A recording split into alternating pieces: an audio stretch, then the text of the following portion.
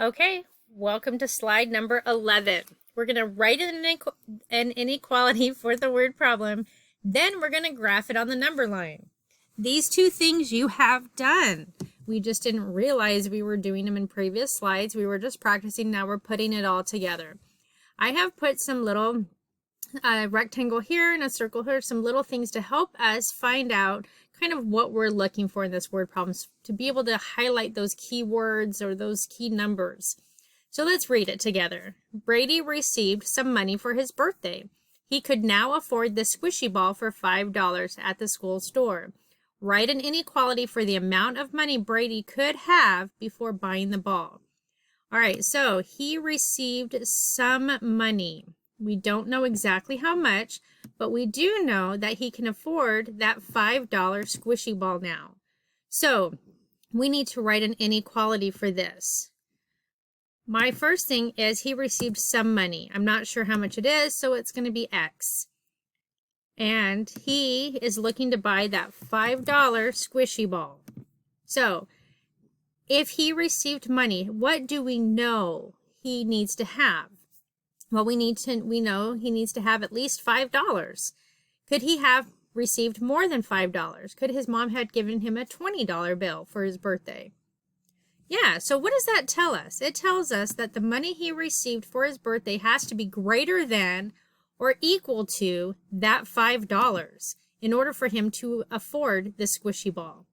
Because it says, write an inequality for the amount of money Brady could have received before buying the ball. So we know he could have received $5. He could have received $6, $7, $8, $9, $10, or that $20 bill. It just needs to be greater than or equal to the $5 for him to be able to buy that squishy ball. Now, our variable is on the left side. So we know when we're graphing that our inequality symbol right here is pointing in the direction that our arrow is going to be going in. So we're going to put that arrow up there. When we look at our inequality symbol, it has the line underneath, so we know that our circle is going to be filled in.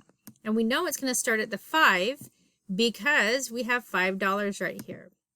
So I'm just going to stretch this out so you know it goes the full length of this number line here.